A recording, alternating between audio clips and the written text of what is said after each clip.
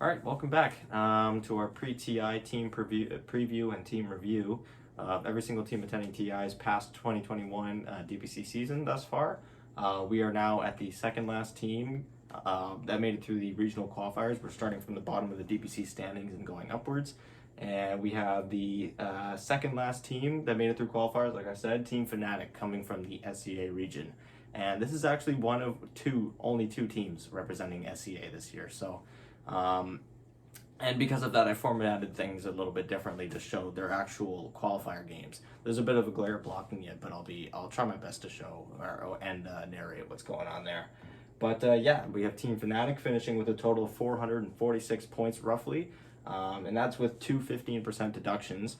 Unfortunately for them, or fortunately I should say, even with those deductions, they didn't miss out of TI because of those. They weren't going to make it based on points, much like the other teams that also made it through qualifiers. Internationally, they finished 18th place. They needed to be top 12 to make it through points. And regionally, they finished 4th place. And so only one team finished top 12 from SCA, and yet between 13th place and 18th place, there were 3 SCA teams. So a lot of SCA teams just barely missed out. And it made for a really competitive regional qualifiers. But jumping into their DPC year thus far, Season 1, they finished 1st place, actually. So this is the first team that I've covered from the qualifiers that actually made it to one of the majors. This is the first team that we've done so far out of, this is the 5th team now. And the only one I haven't done yet is obviously Team Spirit. So yes, in Season 1, they finished 6-1. They get themselves 500 DPC points. However, they go into the major and they flop out. They lose their only 2 series that they play. They lose their first round in the upper bracket against EG 2-0. And then they lose their lower bracket game against a fellow SCA team, OB Esports x Neon, and Neon. So they get 0 points from that, and they immediately flunk out. So from there, unhappy with the results, they make some roster moves, and they lose 15% of their points there. In the following season, they get 4th place, so a big drop, and they actually tied for 3rd place, meaning that they could have attended the major, however they lost their tiebreaker. So they get dropped down to 4th place, they get 100 DPC points, and again, after that season, they made another roster switch. This time, they swapped out, I believe it was Moon who left the second time with their mid laner, so they brought in Schwan. And yeah, so they end up with 446 points after those deductions, and then they played in the regional qualifiers, and they look really good. And like I said, because a lot of teams just barely missed out from the SCA region, this was a really competitive qualifier, and these guys didn't lose a single series, which was pretty surprising considering how poor their second season was. So yes, now looking at the other teams that they have played that are also attending TI, this is like I said, this is the first team that actually played in a major that we've covered so far. So there's actually going to be more teams than just the ones from the region, which is really good because, like I said, only one other team from the region made TI. So it would have made for a pretty boring list here. It would have just been T1 twice. So yes, in Season 1, all the way back in January, on January 20th, they win 2-0 against T1, and then over 2 months later, at the first major, they lose 2-0 to EG, like I said, and then they lose 2-1 to OB Esports. Following that, about a month and a half later in Season 2, they lose 2-0 to T1. So this is where they kind of lost their edge. T1 started becoming the favorite team from the region. T1 had done pretty well in the first major, and they've just been steadily improving from there, and they are actually the only team to make it from points. So yes, I added the qualifier matches here just because I wanted to show, again, there's a glare in the way, so I apologize, but I wanted to show that this was a really competitive qualifiers, where they actually played against OB Esports Neon, which they had a pretty competitive time. I wouldn't say it was an easy win or an easy loss for either team. It was quite competitive, as well as TNC Predator, who had done reasonably okay against Fnatic. Again, it was a really strong competitor. And then in the finals, Fnatic actually goes down 2-0 in the best of 5 and makes the reverse sweep to win the regional qualifier. So a big upset there. Just goes to show how resilient these guys really became throughout that regional qualifier. Looking at some stats now, on Radiant, they were 58% win rate with a 7-5 total win-loss. On Dire, they were actually 50-50. It didn't matter their pick order or anything. Whenever they were Dire, they were pretty 50-50. First pick, 6-5, same thing for last pick. Looking at the Radiant first pick and Radiant second pick, those are the only two that were actually above 50. We had 3-2 for Radiant first, 4-3 for Radiant second. So it was just barely. It wasn't really anything anything crazy. It was just happenstance that they had won more games that they had lost, and that's just kind of how it's really settled. And then, like I said, Dire, they finished 50% for both. Now looking at their game one records, they're actually 4-4 in game ones across the series that I covered. So the series that I had covered all of these series here, which is all of the series against other teams from SEA attending TI, as well as other teams that Fnatic had played that are also attending TI. So I had covered these 4 series here, as well as the 4 series from their qualifier. So 8 series total, 22 games total. And those are the stats that I'm using for this video. In those games, they go 12-10 total. So just barely above 50%. And yes, game 2s, they actually go negative in game 2s, 3-5. They really struggled in winning those game 2s. But in game 3s, in deciding matches in general, they just did very well. They were 3-1. And then that game 4 and game 5 in the grand finals, obviously, they won as well.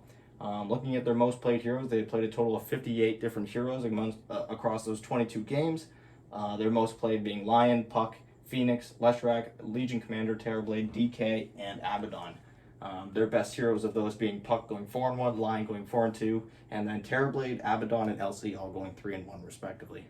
And their worst heroes, they were actually 0-4 on DK, which was a little weird because, as we all know, DK was the hero of the past pretty much 3 months before the last patch. He had been popularized a lot by First Alliance through the Season 2 of the DPC that no one really picked up until the second major when Team Nigma made it look really good. And then from there, Dragon Knight just became one of the biggest heroes of the patch. But like I said, Fnatic goes 0-4 in that hero in the 4 games that they played it in the 22 that I've counted, as well as going 0-2 on Winter Wyvern and Enchantress. So they didn't really have a lot of heroes that they played pretty poorly. Most of the heroes that they lost a lot on, they had also won a lot on. For example, like Leshrac, they had played 5 times, they went 2-3 on it, so wouldn't really consider that a worst hero. Looking at the most heroes banned by Fnatic throughout these 22 games, they had banned a total of 60 heroes.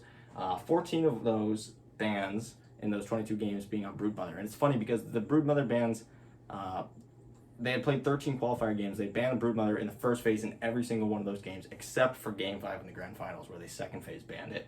And then they had an extra ban because that was just 13 qualifier games.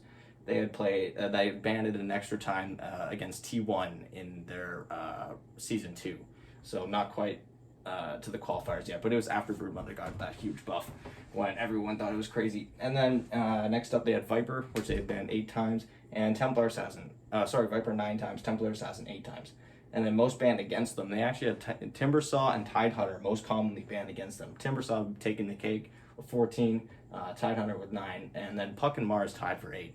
And it's funny because the Timbersaw was pretty much always first phase banned against them throughout the most part of these games that I covered. Moving on from there, we're going to be looking at their active and inactive roster. Inactive, not necessarily meaning that they're still part of the team, just players that were on the team throughout this year that they got rid of and replaced. So starting off with the position 1, we have Raven, and his best performance at an international to this point has been finishing 7th and 8th place at TI6 with TNC. Next up in the mid lane, we have Schwan, who just got subbed in just before these regional qualifiers, and his best placement has actually been in 5th place in the TI9 qualifiers. He has not actually played at a TI, so his best placement was 5th place TI9 qualifiers with Team Aster. Position 3, another one that they subbed in after Season 1, after the first major, after they had bombed out in the first round of the lower bracket. They have Death, who finished at his highest rate placement in TI, has been 2nd place at an open qualifier. He didn't even make it to the actual qualifiers, and that was in TI7, so it's been quite a while for him since he's made it anywhere close to TI, so this is going to be his first official TI, so good for him. Next up we have Jabs. Everyone knows Jabs. Best he's placed has been 9th to 12th place. That was a TI8 with Mineski, and then DJ finishing 4th place, his highest placement. And that was in TI6 with Fnatic, which is actually funny because DJ has been around this organization a lot, and he had been with Fnatic for a long time up until he finished 4th place. Then he left the team for about 7-8 months, and then he joined back Fnatic, and he's been on there ever since. So he's been on Fnatic for a very long time. Added all together, it's been over 5+ years, so pretty impressive. Looking now at their inactive squad, we have Moon, their previous mid laner, who had finished 9th to 12th in actually both TI8 and TI9, both playing for Mineski at the time. And then Masaros, who was their offlaner, who they had replaced with Death. He finished 7th, 8th in the TI10 qualifiers just now, since he wasn't actually part of this team. He played on a different team in those qualifiers. He finished 7th and 8th, and that's the furthest he's gone in any sort of TI related tournament. All right, and finally wrapping things up with the team stats. The team total in best of threes went 2-2, 1-2. Their average GPM was pretty average. I would say it's probably on the lower side with 23.08. Their average XPM also was not super spectacular with 27.27. And then their average KDA was pretty high, I'd say. I wouldn't say it's astounding. It's just like the rest of their stats, where it's sort of mediocre, maybe a little bit above average, with a 4.20 KDA and an average maturation, which was actually pretty long, of 43 minutes and 18 seconds. So, yeah. Like I said, these guys are one of 2 teams representing SEA. I don't know necessarily how well these guys are going to do, specifically because they didn't really have a great season after they had made their roster changes, and now they're heading into this tournament. They did look really good in the qualifiers. They were beating some pretty spectacular teams at the time, but will that carry over this year in TI? We'll have to see. I will say one thing is that if there's one thing that we saw this year is that they really struggled in playing in LANs, and so... but that is only off of one example, but they did have 2 chances to win a series. One was even against a team they were pretty familiar with, which was OV Esports, and they still lost in the one major that they played in, and they haven't been to an international stage since. And so I worry a little bit that they probably haven't had as much LAN experience this year, especially with this roster with some players who haven't even played at an international yet, as some other teams. I think their main advantage is that they're playing against some other teams that made it to regional qualifiers that also aren't all that experienced. I'm talking more about the SA representative being SG Esports, who I think was one of the weaker teams going into this tournament, coming from one of the weaker regions. So I think Fnatic, if they get into one of the groups of one of the other weaker teams, while also maybe taking a game or 2 off of some of the stronger teams throughout the group stage, I think they have a good chance of making it to the main stage. I think upper bracket is a little bit unrealistic, but I think they have a good chance at making it to the lower bracket. And from there, anything can happen. If we've learned anything from TIs, then anything can happen when you're in the lower bracket, or just on the main stage in general. But lower bracket specifically, that first round when it's just a best of 1, any team can win a best of 1. So I really think lower bracket is where these guys are going to end up, and from there I hope they really do well, because they've got some fun players. I'm a little sad that Moon unfortunately wasn't on this roster. I'm a big fan of Moon, especially after watching him last year with Mineski. That series against Secret was insane. So I'm sad to see him go, but these guys still have a really fun roster with DJ and Jabs, 2 of my favorite support players of all time. So I'm really hoping these guys do well. So yes, anyways, thank you guys so much for watching. Let me know what you guys think in the comments down below. How well do you think these guys are going to do at TI this year? Do you think they're going to flop? Do you think they're going to go far? Do you think they make it to the upper bracket and surprise some people? Let me know what you think. Yes, anyways, thank you guys so much for watching. Feel free to subscribe and share the video.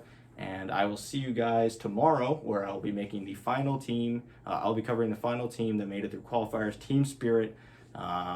And so if you don't want to miss that, please subscribe, and I'll see you guys tomorrow.